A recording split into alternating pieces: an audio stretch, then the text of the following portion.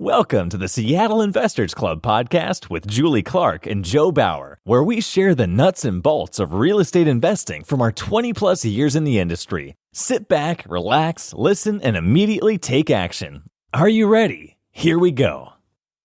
Welcome to the Nuts and Bolts of Real Estate Investing podcast. My name is Joe Bauer, and I'm here with my co-host, Julie Clark. Julie, how you doing today? I'm doing all good, Joe. Started off the morning strong, about 10 ounces of coffee in. I've got one of my kids staring at me from across the room that's starving, so it's going to be interesting if we can get through this. And I just got back from a camping trip, so I'm doing pretty good. All good in the hood. Where did you go? We went to Salmon Sack, which is out past Roslyn, Cle Elum area. Mm-hmm. And speaking of Cle Elum, you are out there. Well, we're close. We're definitely close to Cle Elum. One of our favorite places to go, though. For sure. Actually, no, you're not in Cle Elum. You're in what? Enumclaw? We're in Enumclaw, yep. That's not close to Cle Elum. That was my opinion. Closer than some other places, I'm sure. That is true. Because half the time we're talking to you, you're off in some other state. So you are closer than normal. True that. Yep. True that. Well, I am excited because today we have with us our new friend, Keith Sant. And some of you might know Keith, but some of you may not. And Keith Sant is of Kind House Buyers, and he's a full-time wholesaler here in Washington. And he also loves tacos, I've noticed. And what's more interesting, or just as interesting, is that Keith might be the only person I know that might be able to challenge Joe Bauer in a push-up contest. Yeah, that's right. I don't know. Let's do it. Yeah. So I met Keith, and I'll tell you more about that. And Keith didn't know I was going to say that, so I'm putting him on the spot here a little bit. But I met Keith at a baseball game out in Tacoma. I think it was Tacoma Rainiers game, that's a super fun. I don't know. What do they call that? That farm league or something like that? Tacoma Rainiers? Minors. The what? The minor league. The minor league, yeah. And I met Keith out there at a baseball game, kind of a real estate event about a year ago. And I was like immediately impressed with him. In fact, he was kind of one of the only people I really wanted to talk to. I was so impressed with this guy. I could have talked to him all night. So I've been stalking him and watching him ever since. And we were just joking that he fell for my trap. And I finally got him on this podcast. And so today we're going to hear from Keith about how focus and hard work and determination and continual education can lead you down a path of success. So if you have thought about wholesaling, or you're considering how you might become a full-time wholesaler, we hope this show today is going to help you move closer to that goal. And you might also get inspired to do 100 push-ups, which also requires focus, hard work, and determination. So first off, Keith, what's up? How's it going? Hey, thanks for that awesome introduction, Julie. It's going great. Just feel super blessed to be here. And life is good. Good. Well, first question is, are you still doing push-ups every day? I am. A little backstory. So I did 100 push-ups in a row, and it was actually a challenge that I got from Trevor Mock he's the CEO over at Carrot. And it's called the 1% challenge. It was just, being 1% better every day, and whatever you do, reading a book, just whatever. But so I started doing as many push-ups as you could in 1 minute, which at that time was 27, I think. And then every day I just added one more, and I did it every day all the way to 100. I actually posted it like every day on Instagram, and it was pretty cool. Fun to watch, right? Inspiring. It's so funny because a lot of people, that wouldn't even comment or, hit that like button or whatever, which is fine. I don't care. But all of a sudden, I'd see them and they're like, dude, keep going. You're crushing it. Blah, blah, blah. Congratulations. I'm like, you've been watching this whole time. You haven't said one, but it was cool to, it's still really cool. So you never know what, how you're affecting people. Absolutely. I mean, it is fun to watch, right? It is inspiring, but it also goes to mindset. right? It's an example of your mindset for sure, which is, crucial to also having a successful business, right? And I think, I don't know, it was maybe somewhere on your Facebook or something. I don't know where I saw it. Something about some saying like, talent, you can outwork talent. Like you don't have to be the most talented if you're focused and a hard worker, right? That hard work and determination and focus can beat talent if talent is lazy. Yeah. And I would say, hard work beats talent when talent doesn't work hard.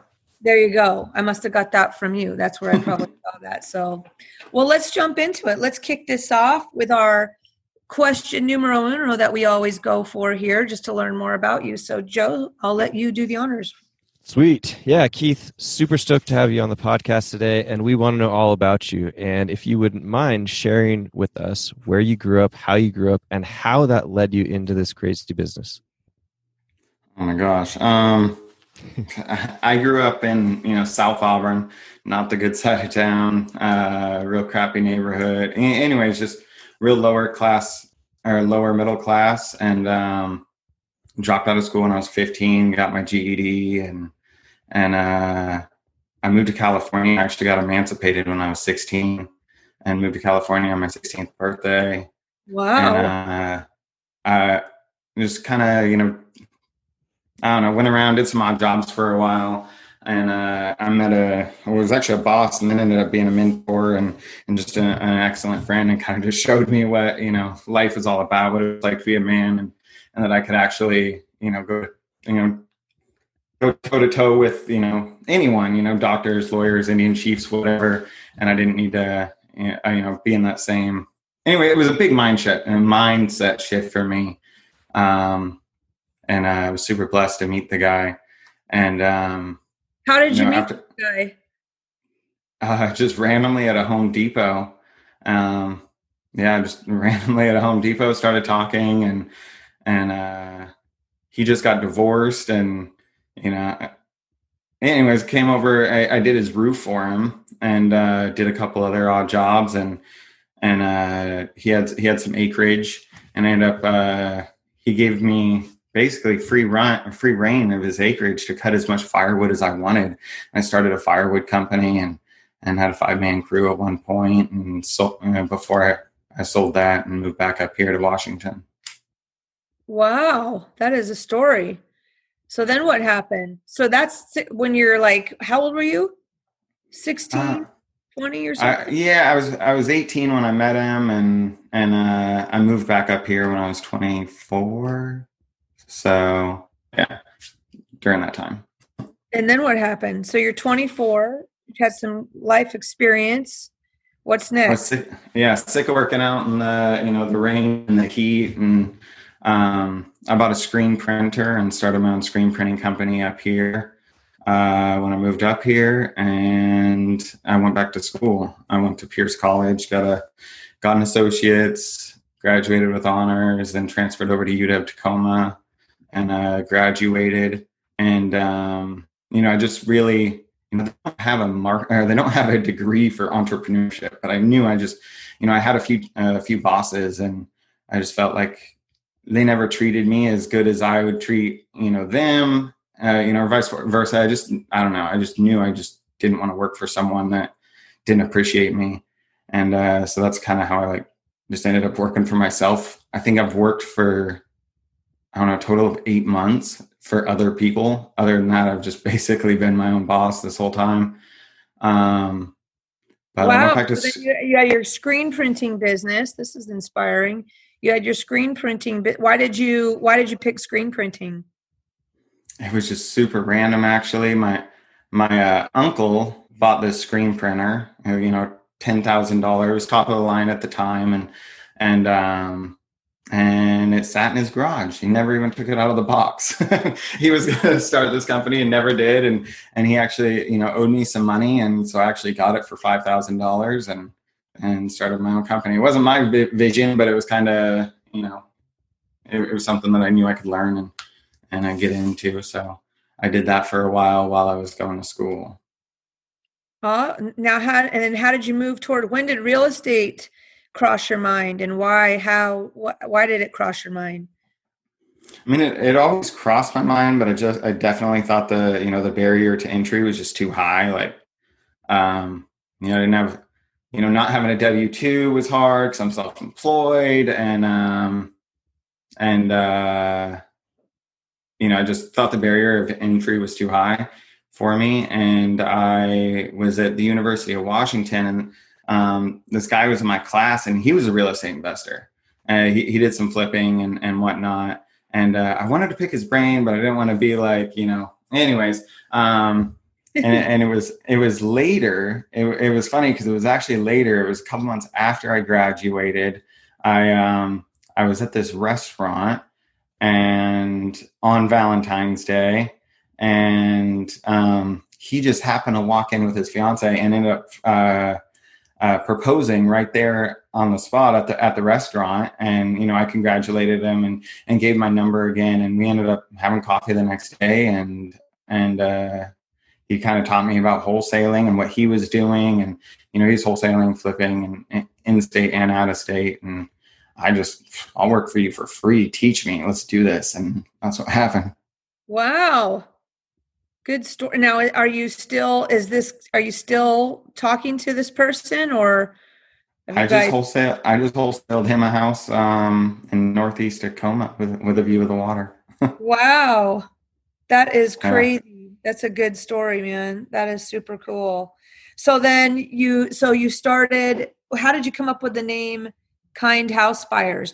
Was that your original name, or did you evolve to that name? And what's the story behind, is there anything to do with the name? So, honestly, I actually started, no, I wish there was like a really good story behind the name, but a lot of it. So I really am into like SEO and trying to, so one of the biggest things was a short URL for me. And I literally Googled like, 4 or 5 letter words that, adjectives for, whatever. And, I thought, that URL's taken, that URL's taken, and kind. And I'm like, that fits, Kind House Buyers, it's got a ring to it. Let's do it. And makes sense though, right? I mean, it's time and time again, people are like, man, Keith, that business name fits you to a T. So yeah. I guess I made the right decision. Yeah, I know. It's like I don't know. You must have the law of attraction working for you, is what it sounds like to me. Super awesome. So, well, let's get into it here. That's a great backstory, and super interesting there. So what does a typical day look like for you? And, what does it take to be, you're doing wholesaling full time. Is that correct? That's your full business, or do you have a side hustle? Yeah, no, this is full time now. And I started doing a few flips as well, and that's a completely different business. And it is. And yeah, so I know in the beginning you talked about, or I believe you, or maybe it was before we hopped on the call, but the difference between the market right now for wholesaling during this COVID. Well, I actually turned off a lot of my marketing during COVID not because of the market per se, but because I was rehabbing 2 personal residences and a 4-plex down in Texas, and it was just wow, how much time is eaten up by that. So I actually slowed down a lot of my wholesale. I picked it up a little over a month ago and done 3 deals so far this month. And which is awesome. Yeah.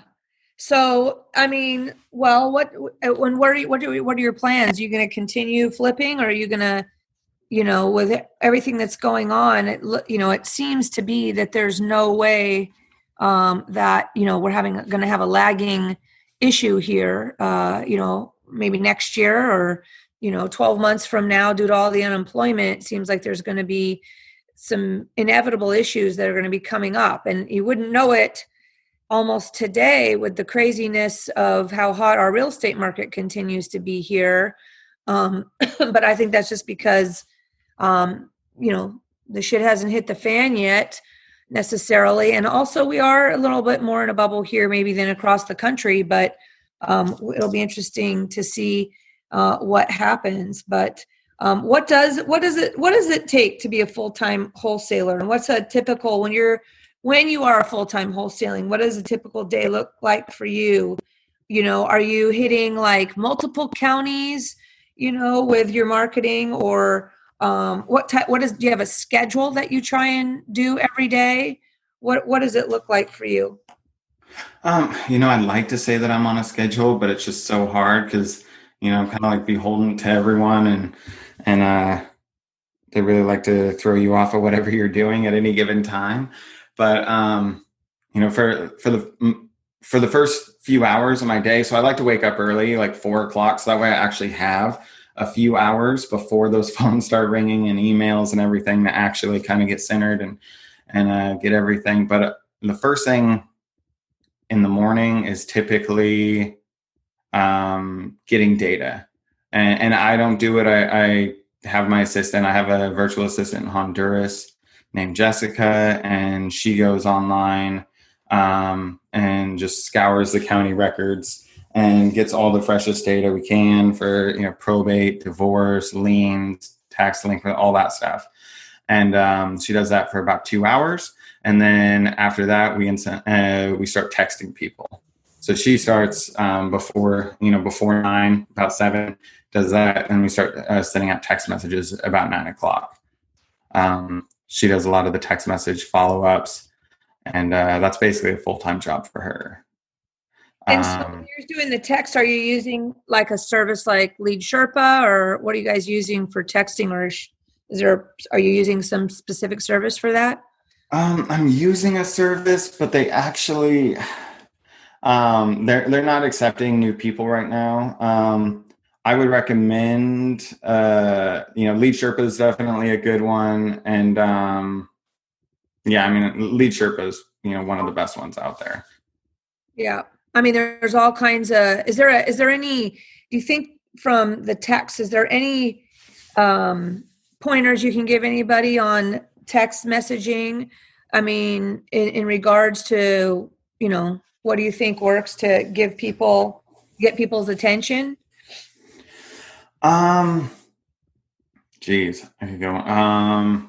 Or are they kind of have like don't you have to rotate your text? We had the owner of Lead Sherpa on. You have to kind of rotate your text messages around. If you say the same thing every time, then they'll block you or something like that. I can't remember. We should drop that podcast, Joe, into the show notes there if you can, and people can grab that and look at it.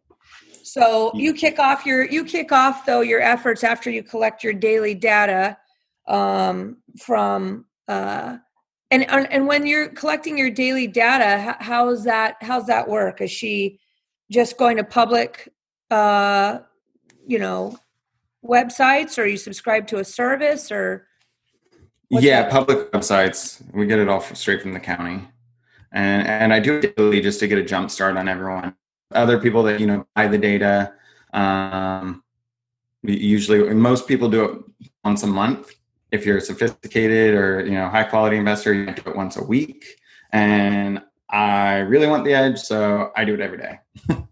Yeah. And if you do it every day, it probably doesn't take as much time, right? I mean, just because you're on top of it every day. And then you guys send out text messages, and then what happens after that? If they either respond or they don't, and then what's your system after that? Yeah, so she follows up, and then once it's a warm or a hot lead, she'll try to book an appointment, and then from there she'll throw it in the CRM where I'll get a notification saying, "Hey, you got an appointment," and we got to share a calendar. So it's as streamlined as possible for that. But so text messaging. Go ahead. No, you go ahead. Yeah. So then, and the list too, I try to do like a conveyor belt. I talked about text messaging. It's one of the first things we do with our lead list that we get, because it's one of the cheapest things to do. I could send a text message for 0.7 cents a message, so less than a penny. As we all know, like channels anywhere from 30 to 50 to $1.20 if you want some handwritten quality stuff. But so I send everyone, the cheapest forms of marketing first. And then if they don't respond, I start then going into the higher price, like the direct mail. And what that also does is gives me an opportunity to weed out all the people that are like, F you, I'm not interested, blah, blah, blah. So I'm not sending 30 to 50 cent piece mailers multiple times to someone that already told me they're not interested. Right. Makes absolute sense for sure. What kind of response rates do you get from text messaging? How much data are you guys pulling a day? Are you pulling 50, 100 new leads a day, or what does a daily lead pull look like if you're doing it every day? What is even available? Anywhere from 100 to 200. And that doesn't sound like a lot, but they're, really niche down lists, and they're, it's the freshest list you could get. So it doesn't sound like a lot, but once you start compounding that and, and all the follow up, because we're still following up with people from, text messages that we initiated 6 months, a year ago.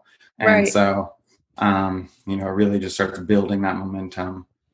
When you're pulling your data, you don't really know exactly. You're pulling it, like you said, like probate and divorce and liens and stuff like that.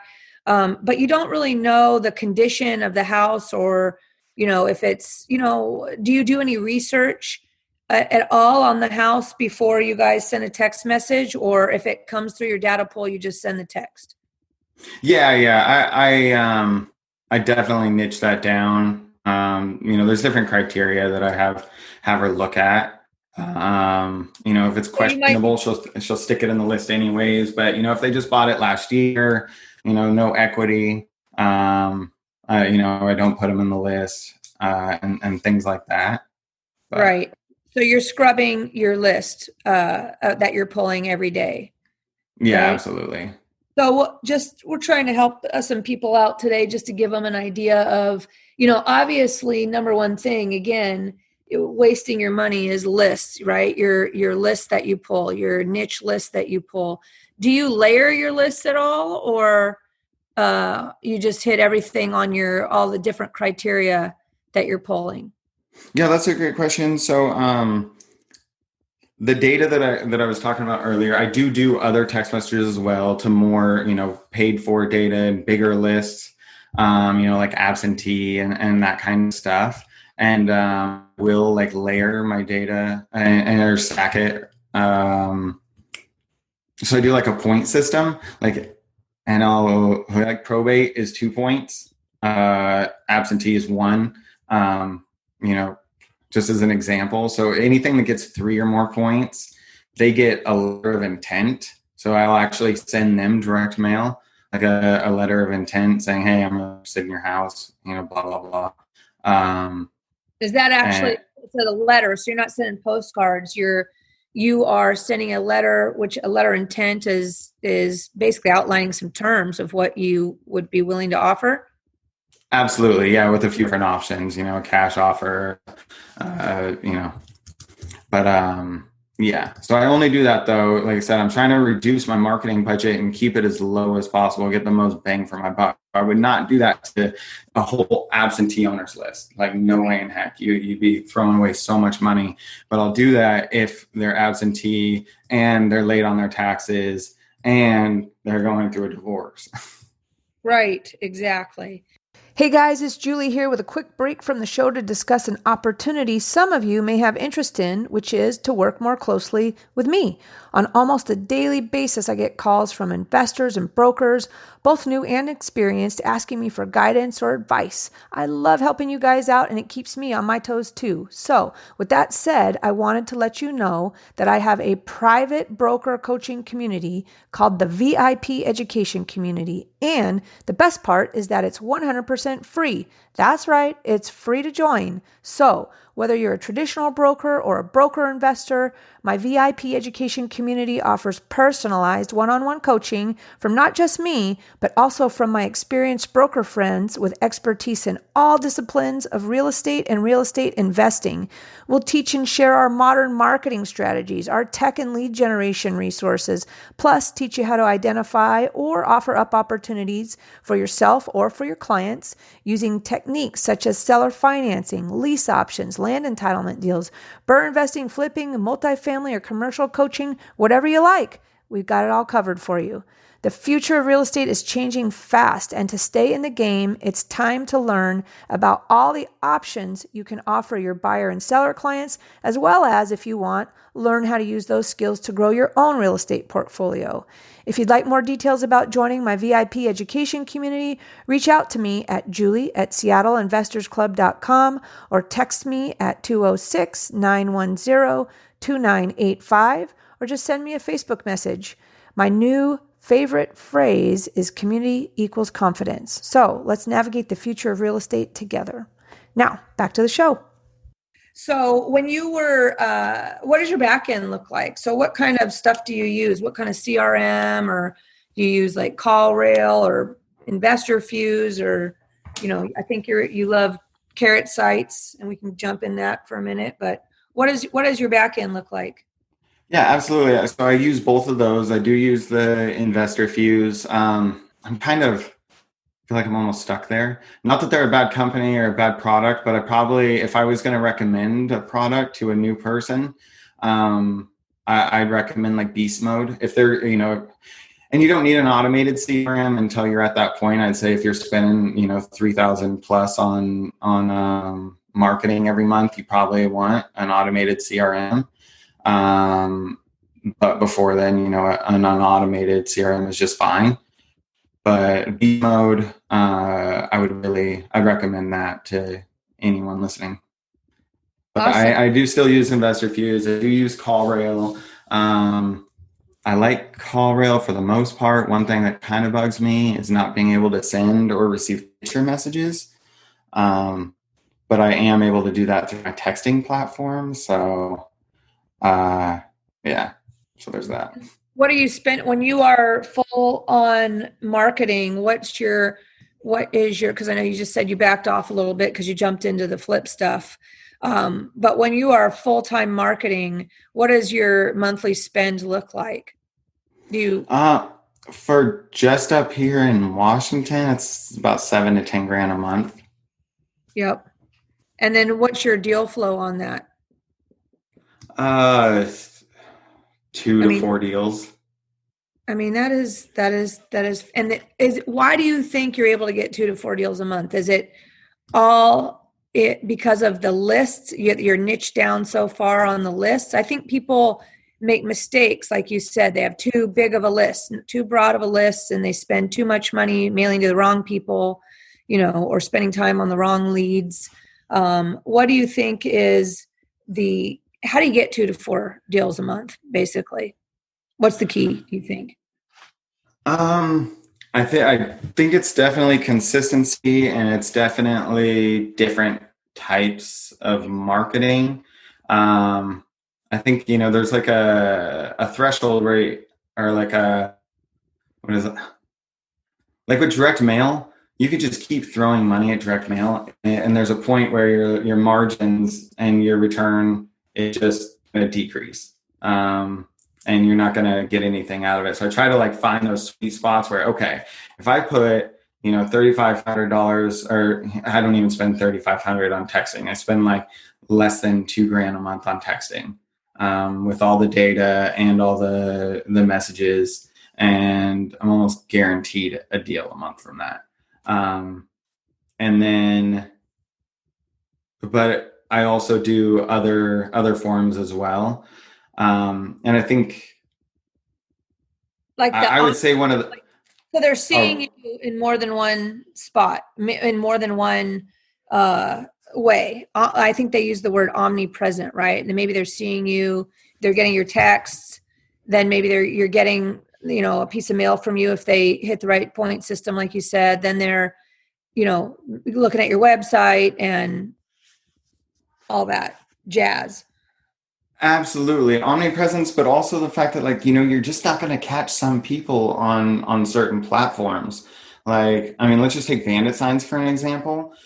No absentee owner, out of state owner is ever going to see your bandit sign. So, because they're not local, so, there's some people that just aren't going to text, or they don't have a cell phone, and they only have home phones, and ringless voicemails don't, and some ringless voicemail systems don't hit up home phones.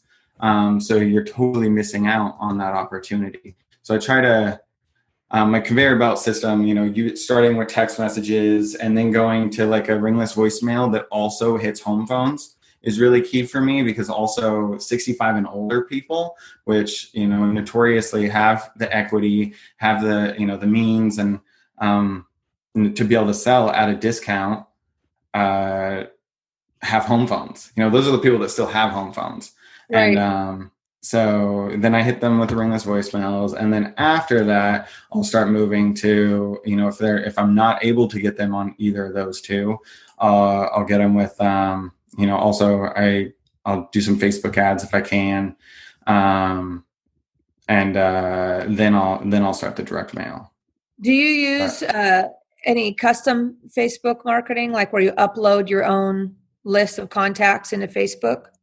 Oh yeah, absolutely. That's one of my best lead sources. So all that data that I take every day, once a week, we enter that into Facebook and update Facebook ads. And so the same people that are going through probate, going through divorce, going through liens are now getting hit with my Facebook ads every day. Right. What's the minimum there? Is it 100 names? Is the minimum list 100? Do you add to your list, or do you upload a new list, or you just add to the list? You get what I'm saying? So you have one big list. Yeah. So it depends. And you're right. Yeah. Like the code violations, I might only get like 10 new people. And so you sometimes I'll throw that in. I try to customize my ad for the audience. But I have like a blanket, more generic, more like just sell your house fast, not really addressing any of the pressure points that they might be facing at the time. And then I'll throw those like smaller lists into that and kind of build on that, because it's hard to do a whole code violation list if only like 10 a month or come out. And do you are you using emails, or are you using phone numbers on that? I use both if possible, but either or both. Do you, when you say that, because I'm doing some of that myself, when you say you're using both, because if you use both when you upload it, doesn't it need to be a match on both the email and the phone number? So somebody told me to just use one or the other, and then try it both ways. You know what I mean? Run ads, one with phone numbers, run another ad maybe just with emails, because otherwise it has to match both. That's a good question. Honestly, I never thought about that. But for all you guys that are listening out there in podcast land, if you want to learn how to do this is something that I teach through my VIP education community. And feel free to reach out to me about what it means, what I just said. But we just went through a big training on all this. So I'm fascinated by it because I believe that it works too, right? On the Facebook advertising is, and there's so many people that have backed out of Facebook marketing and because of what's going on right now with our pandemic, that it's less expensive, I think, to use Facebook now than it was before, at the moment at least. Are you, when you're doing your Facebook, when you upload that list, are you then pixeling them and running a series of stuff to them, or not?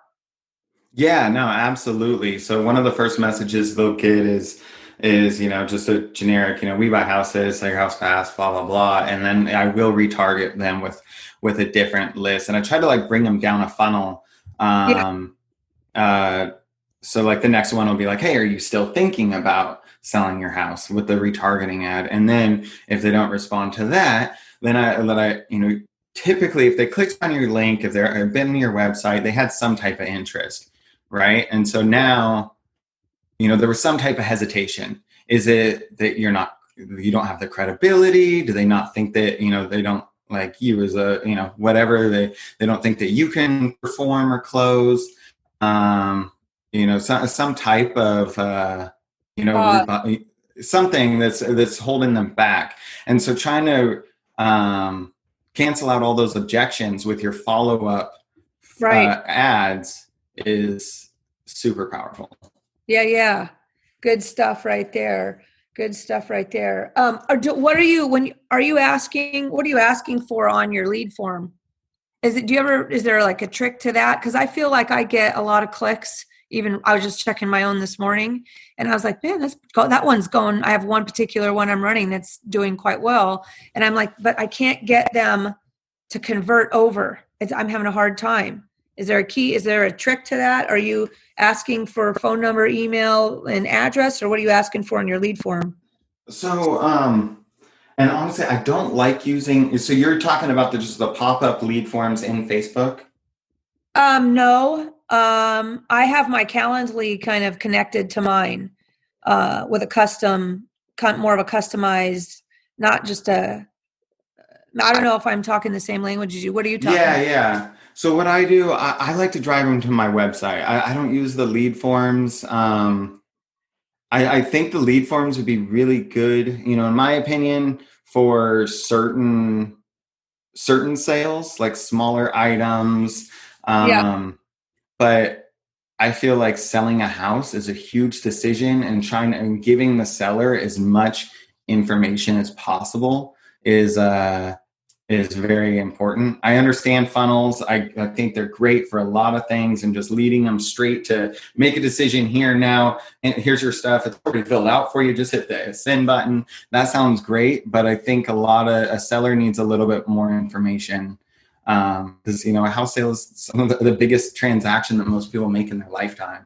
And so I drive them to my website. So first off, they can see all the testimonials, they could get credibility, they could see that kind of stuff, and also a lot more information to make a decision. And then I try to get them on that lead form there.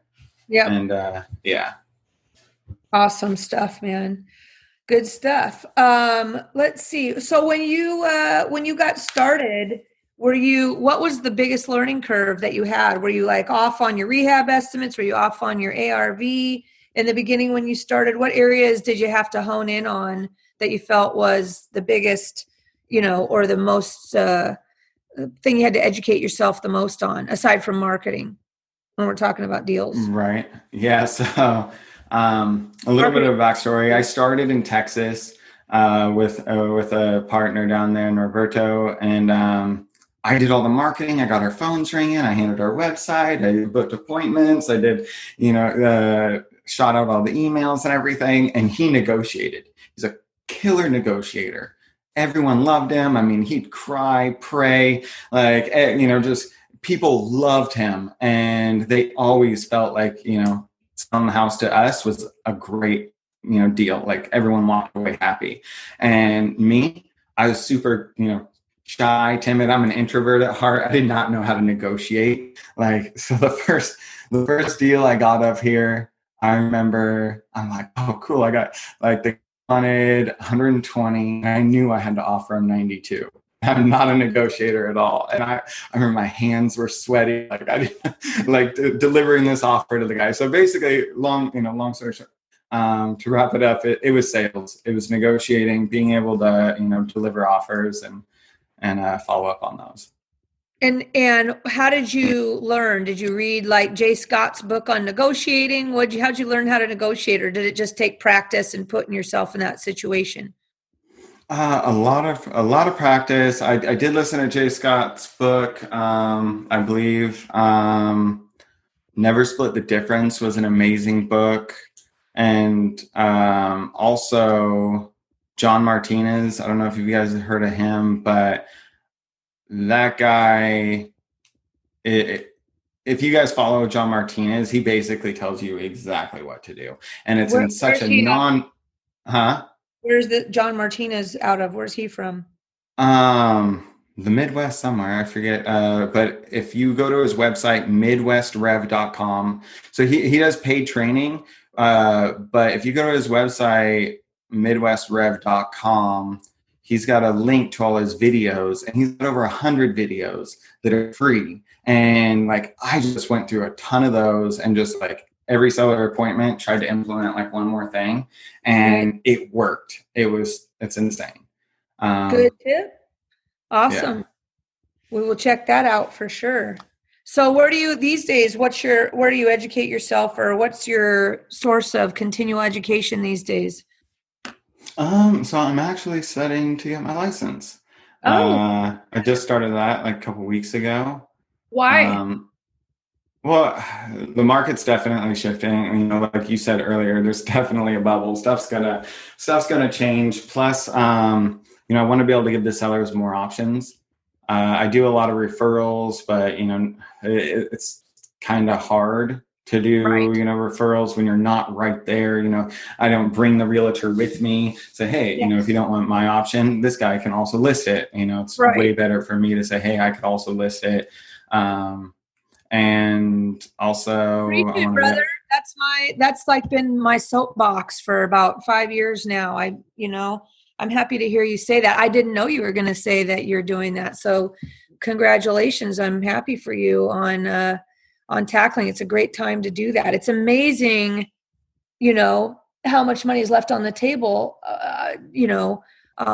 If you, once you, get your license and you want to talk about wholesaling versus all that stuff, between myself and a bunch of people, some of the brokers that are on my VIP squad with me, um, finding that line between how you can have that conversations. You may already know it, but it would be a fun call for us to have to all share about how we go about doing that. You know, um, absolutely. and staying in compliance and all that other stuff. So good for you. Awesome stuff. And so you're down in Pierce County, right? Is that where you live? Yep. Tacoma. Cool. Awesome. So how often do you get a deal under contract and have to renegotiate? Does that happen? Not very often. The first deal though, I did have to renegotiate it. The first deal I got up here, it was in Parkland, and all my numbers were right. I just, uh, one of the big things was it was a newly subdivided plot with the guys half built this house, new foundation. The house is basically completely gutted, but they hadn't ran utilities yet. And I factored that into the numbers were right. It was there, but I didn't really understand the fact that, a lot of these investors, they just looked at that as an extra headache and didn't really want to go through all that. So even though there was money on the table, the money, it was allotted there for them to be able to do it, they just didn't want to go through that extra hoop. And I probably should have discounted the a little bit more. So I did have to renegotiate my first deal. I think I've only renegotiated like 2 other deals though. Awesome. What do you think do you find like um, you have a system when you start negotiating with these buyers? Do you always offer them a lower number knowing they're going to ask you for more, or what's your magic there? Do you get what I'm saying? What's your process in negotiating? I definitely like to be the first person to throw out an offer. I think a lot of it's like psychological. Everyone's different. Some people are like, what's the lowest you would take, and this and that. And I think once that seller answers that question, what's the lowest that you'll take? And they say, I'll take 100. And then you're like, well, what about 80? And they're like, bro, I just told you that's the lowest I'll take. But if I start with a lower anchor and let them work me up, they feel good about it.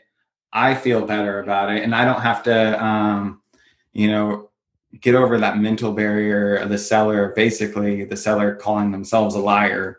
Like, hey, I told Right. you I would only take 100, and now I'm basically lying to myself and to you, and I will take 80 now. Like, I think that's harder today. And when you start off lower, how much lower do you think you need to be? Is it like, 15 grand, 20 grand lower, or is there a magic sauce for you there?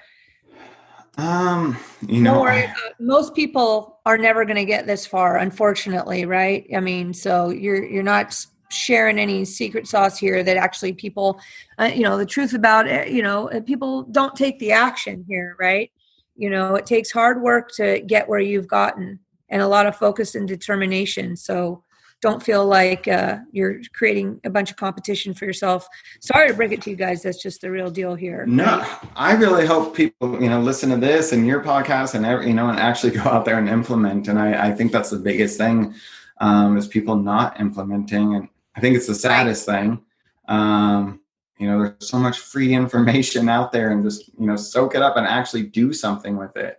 And locally here, or not even locally, just even nationally here, we have such ways to talk. You got to just surround yourself with people that are willing to share and willing to teach and collaborate. And that gives you the motivation, to keep going. So if you're out there trying to do this by yourself, not to say that you can't have your own business, but, plug in to your local real estate investing community or jump on one of our weekly group calls that we have every Thursday and get some motivation. And we're all willing to share with you guys. So, but I am going to nail you down back to my question.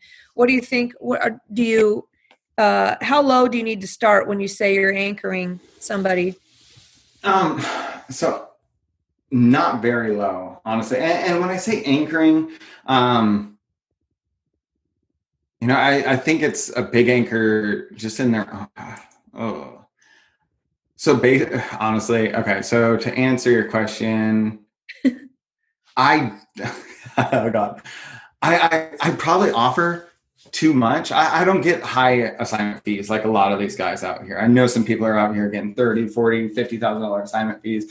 I'm happy, not that I'm just like, oh, I'm giving tons of money on the table, but I want to do a service to the seller. I want to do a service to the buyer because I'm not just in it to get rich off of one deal. And I'm building relationships with, both the seller and the buyer. I know these sellers aren't going to be repeat customers that are going to, sell me a house at a discount multiple times, but I still want referrals. I want, good reviews. I want them to feel I want them to want to do business with me again in the future if they had to.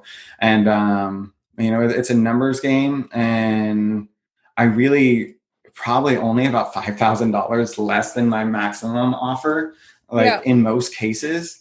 And I deliver my offers in a way that's like, hey, I wish I could give you more, but kind of this is where I'm at. I even fought to get a higher offer from my partner. He wanted to do this. So when I anchor, I say, hey, my partner really, he wanted to offer you 82. And I was like, you know what, come on, you got to be able to do something. We got to help this lady out. What if we could cut costs here, here, and here? Is there any way we could get a little higher? And so I actually was able to convince my partner to go from 182 to 186. I know you probably won't take it, but the offer's out there anyways if you want it. And they're like, well, Keith, thanks so much for helping and fighting for me. And, 186, I think we could do that. So I already kind of negotiated against myself with my partner and kind of took the fight out of them. So they're way less likely for me to say, hey, if I just said, hey, I got an offer of 186, they'll say, well, what about 190? Yeah. But so I get a lot less rebuttals. I don't typically go up in price very often. Usually I give myself about a $5,000 cushion and I hardly have to use it. It's interesting that you say that because I agree. I think there's two types of wholesalers. I definitely am more like you when Joe and I were doing full-time wholesaling, and then I switched more to brokering and then wholesaling. I wanted to control the types of deals that I was working on, the price points, right? And I wanted to be in a higher price point, which made it a little bit harder for wholesaling. So I moved more towards brokering. And then when I get into the wholesaling, it's a home run because of the areas that I'm working rather than, and I live smack here down in Seattle. And it's, I just find that our average wholesale fees were anywhere from 10 to 15,000.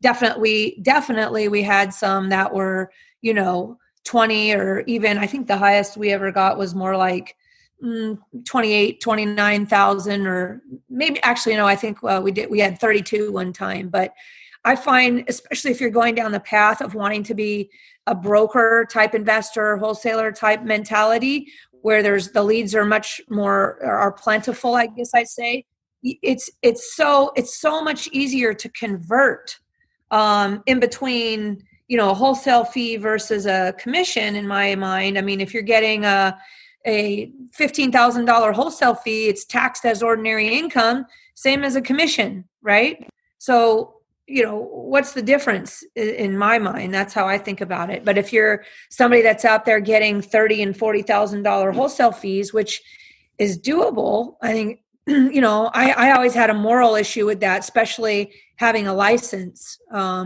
In commercial or land deals, then that's different. But in residential, it always bothered me. I didn't have the stomach for, going for those huge wholesale deals. And it also took my ability away to then say, well, if that doesn't work for you, then, here's what a listing looks like, where I'm going to make, I can make the same amount of money maybe. Right. And I found that $15,000 difference in cash and net proceeds to the seller between off-market wholesale and this is just me, guys. You guys are thinking, you guys figure your own stuff. I'm just taking my own experience. Made it really easy for me to convert my leads one way or another, right? Because it could make sense. It didn't look like I was, well, wait a minute. I wasn't able to have the listing conversation if my wholesale fee was too high because they, it didn't make sense. They didn't look at me as, they looked at me as somebody just trying to get a deal on their house versus somebody that's coming to provide them options, I guess is what I'm saying. That's exactly.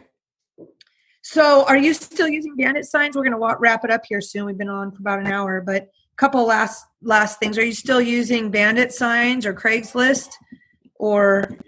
Yep. Yeah, I still post Craigslist ads every Friday.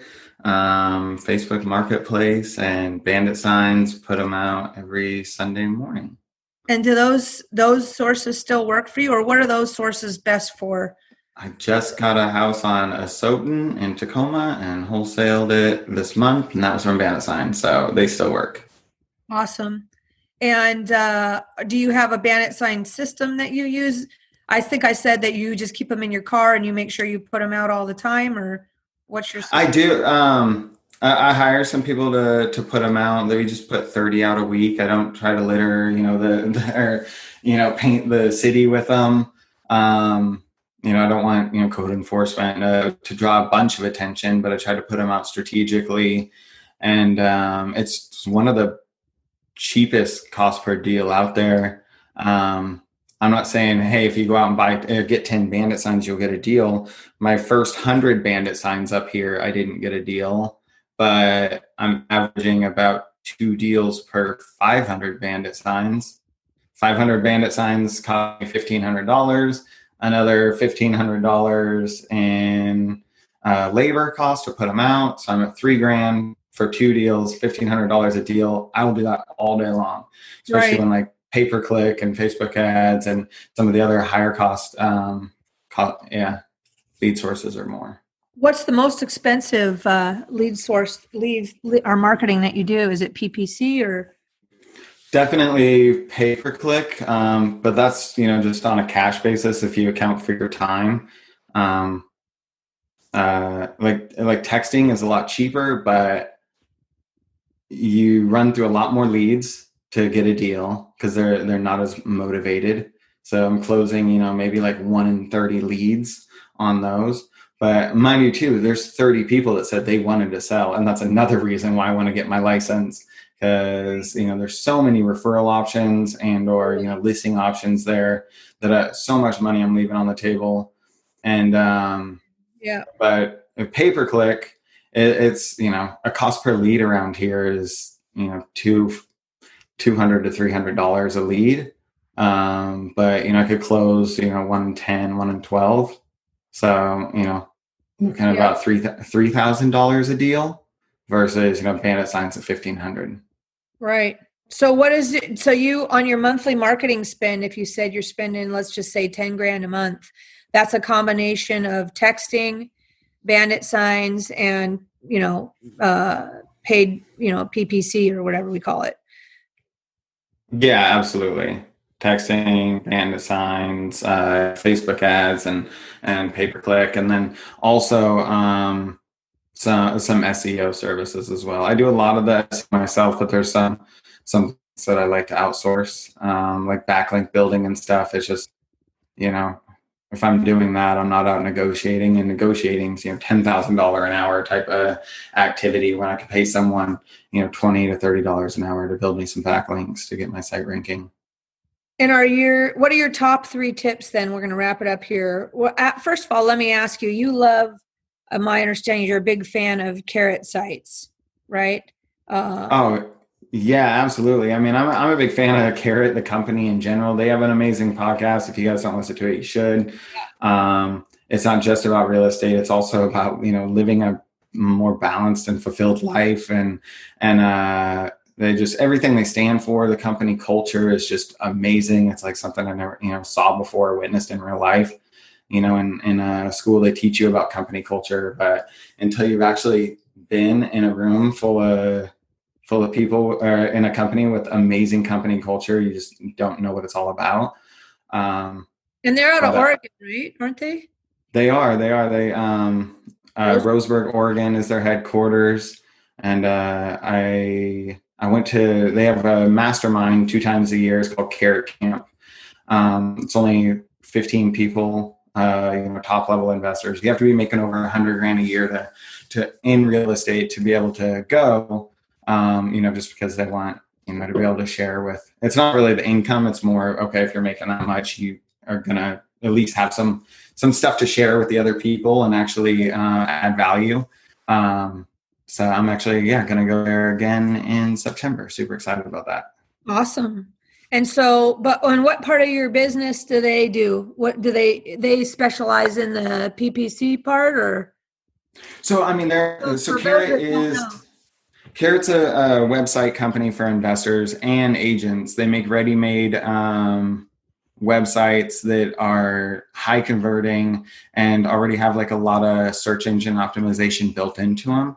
So with a little bit of tweaking you could basically be up and ready with a site in a couple hours or an hour, and it's not, you don't have to be tech savvy. You don't have to know how to,